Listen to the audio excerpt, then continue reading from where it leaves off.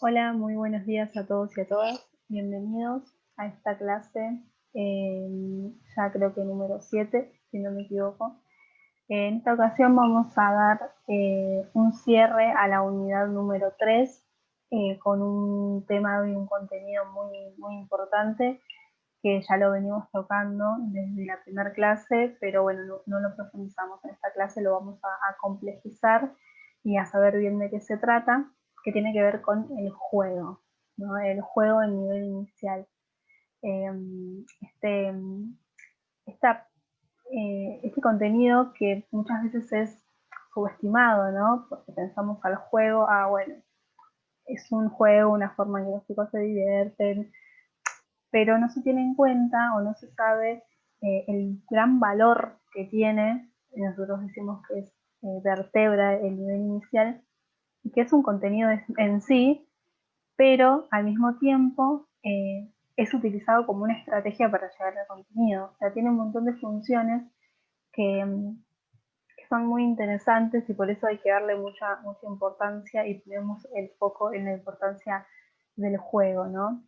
Este juego a nivel inicial ustedes van a tener para leer un texto que en realidad es de UNICEF, en el cual hay una serie de estrategias para poder trabajar, de herramientas, pero que entra muy de lleno en la importancia bueno, del juego, los distintos tipos de juegos, que igual lo vamos a ver ahora, pero pueden profundizar en la lectura de ese texto que es muy interesante, no tiene desperdicio.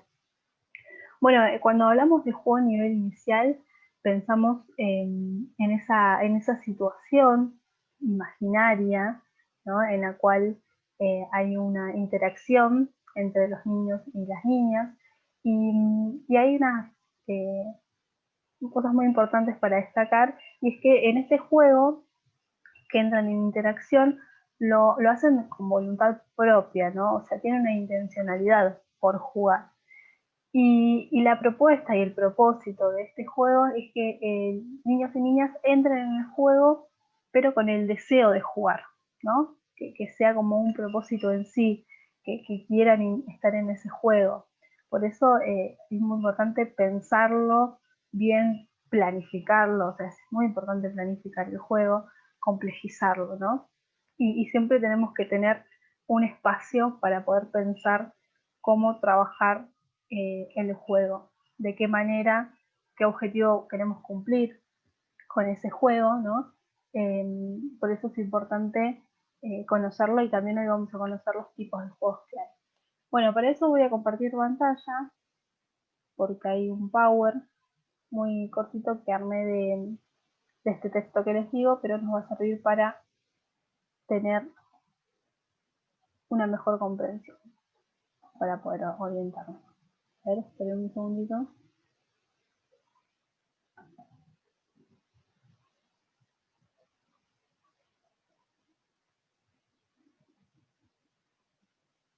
Bueno, arrancamos. Bueno, vamos a tomar tres ejes para esta clase. Primero, bueno, la centralidad en el juego, la centralidad en el contenido y por último la organización de la vida cotidiana en el jardín de infantes que hace efectiva el entrecruzamiento entre juego y contenido. ¿Sí? Bien, vamos. Bueno, estas son las definiciones de juego que aparecen, que una está relacionada, bueno, con esta ley de educación nacional, que dice que el juego, o sea, promover el juego es importante como contenido de alto valor cultural, ¿no? Por eso que les venía diciendo, y que tiene que ver y que es importante para el desarrollo cognitivo, afectivo, ético, estético, motor y social. Esto lo relacionamos fuertemente con el sentido que venimos trabajando desde el inicio, que tiene que ver con el sentido integral de la educación inicial, ¿no? Nosotros hablamos allá en la primera clase esto de los pilares de la educación, los propósitos, las orientaciones, que siempre tienen que estar vinculadas a esto, ¿no? A lo cognitivo, a lo afectivo, o sea, entrar desde diferentes lugares para poder para que sea una adecuación integral, ¿no? Eso es muy importante al tener en cuenta. Bueno, el juego también debe promover estos desarrollos, digamos, integrales.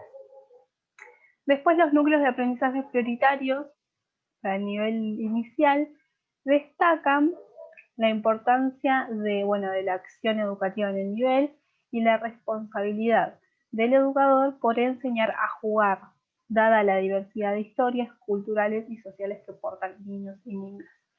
Esto también es muy importante, como lo vamos a ver más adelante, esto de enseñar a jugar, ¿no? Quedémonos con eso, enseñar a jugar. Bueno, existen una serie de variaciones del juego.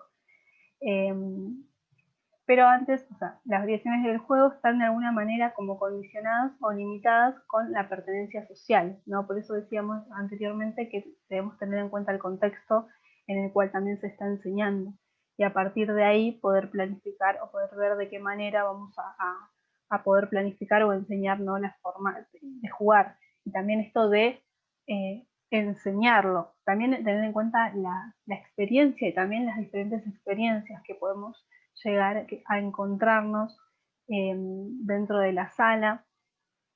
Esto de también condiciones de vida lo puse entre comillas porque me resonó este concepto, que bueno, hay muchos limitantes que, que, que dentro de la salita, o sea, hay niños y niñas que por ejemplo son de contextos desfavorables, ¿no? Y que por ahí no vienen con tanta estimulación como otros niños o otras niñas que por ahí se apropian más fácilmente, ¿no?, de los contenidos, digamos, o del aprendizaje. Entonces hay que tener en cuenta los diferentes ritmos en cuál aprenden. No todos los niños y las niñas aprenden de la misma manera. Bueno, ¿de qué manera aprenden? Bueno, entonces vamos a utilizar diferentes estrategias, ¿no? Siempre teniendo en cuenta todo esto, el contexto sociocultural, el contexto, el ambiente también en el cual vamos a enseñar.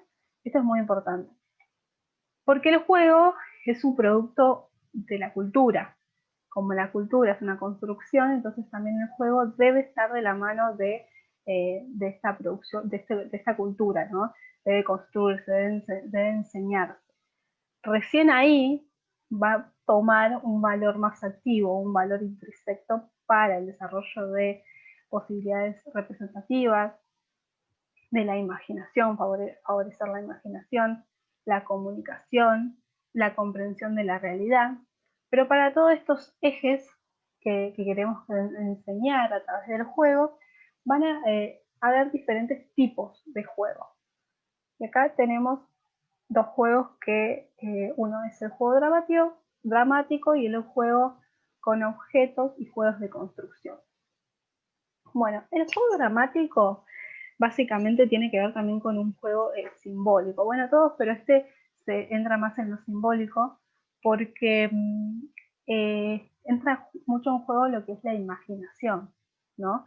Acá en este juego los niños pueden disfrazarse, ponerse en lugar de personajes, ¿no? Salir un poco de la realidad y de la realidad exterior y acá hay como una interacción entre el mundo exterior y el mundo interior, ¿no? La imaginación y lo que realmente pasa. Y bueno, y se propicia la comunicación y la expresión.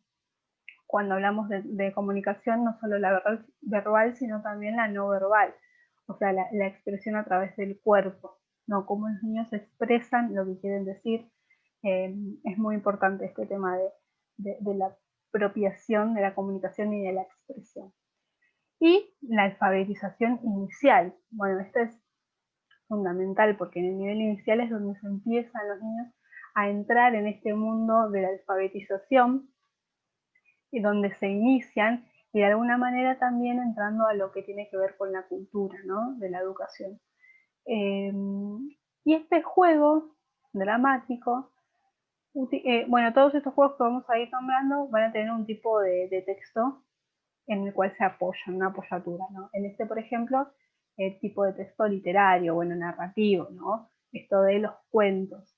Y bueno, y como les decía anteriormente, es un juego simbólico, ¿no? Bien.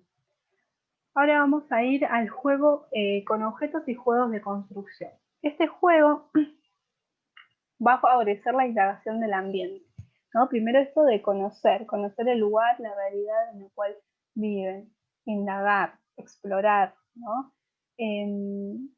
Promover la protección de hábitos saludables, ¿no? Esto de cómo cuidarnos, cómo cuidar al otro, cómo cuidar al medio ambiente también.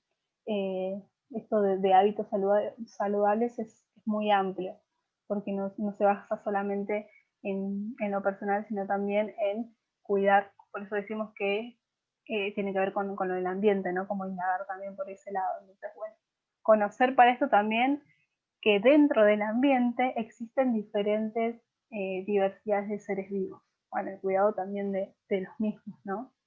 Y para esto se va a utilizar el tipo de texto informativo, ¿no?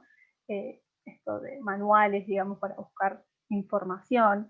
Dentro del texto UNICEF, por cada uno de estos tipos de juego hay diferentes proyectos que se llevaron a cabo para poder explicar y para, pues, son experiencias reales en realidad que se llevaron en jardines, se llevan a cabo en jardines, entonces, bueno, lo explica mucho mejor y aparte ven el concepto de qué se trata y lo ven llevado a la realidad, así que es muy interesante que lo puedan leer. Y cada uno de ellos tiene un nombre. Bueno, y después este es un juego, uno de los más importantes, bueno, todos, pero en este me interesa hacer más hincapié, porque tiene que ver también con empezar a adentrar a los niños y a las niñas en lo que tiene que ver con los espacios sociales, ¿no?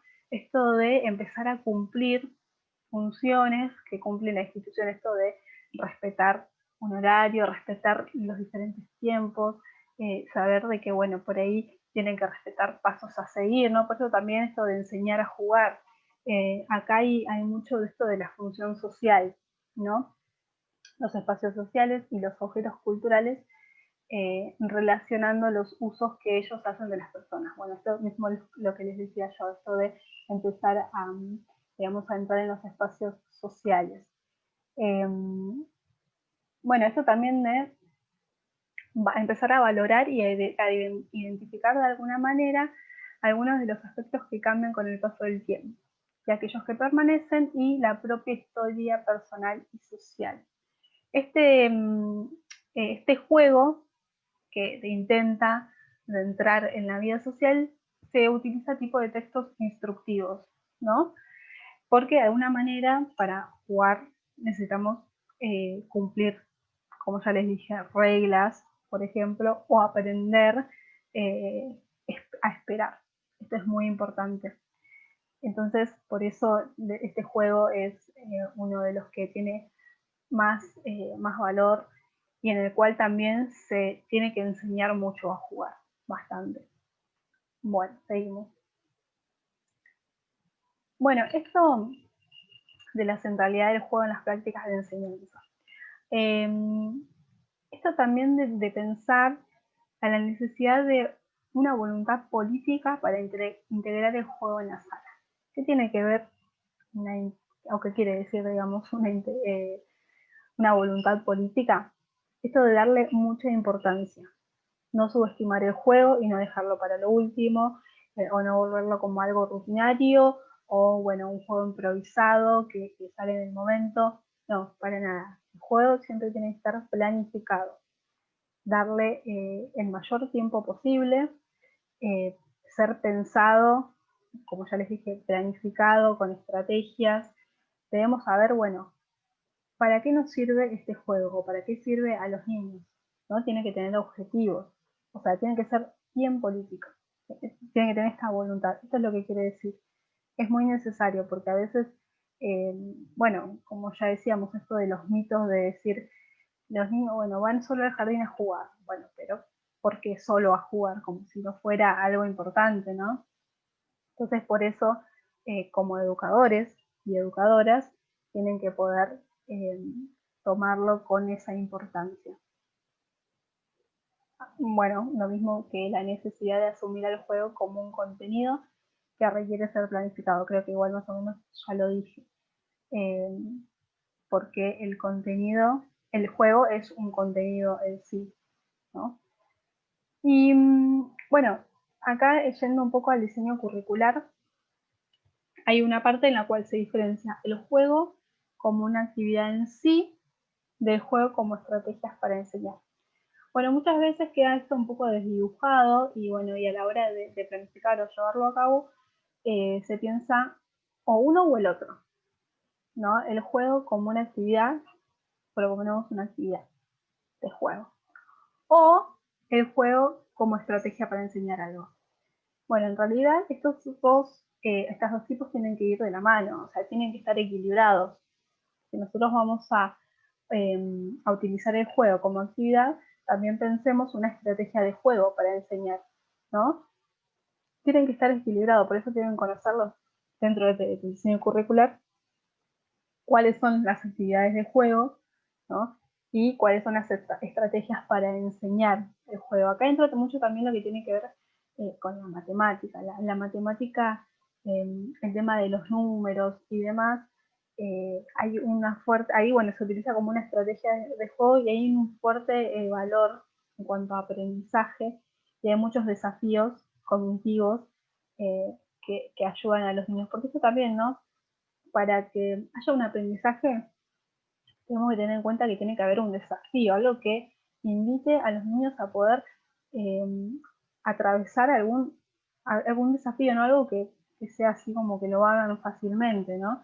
Esto es importante también a la hora de pensar en juegos, provocar algo. Obviamente que los niños y las niñas quieran jugar, ¿no? Porque si no quieren jugar, como que no tiene mucho sentido, ¿no? Tenemos que proponer algo que lo hagan, como dijimos al principio, eh, con voluntad propia y con placer, ¿no? Entonces, a través de eso, bueno, a ver qué enseñanza queremos dejar. No pensarlo siempre así. Seguimos. Bueno, el juego como medio y contenido. La propuesta de enseñanza.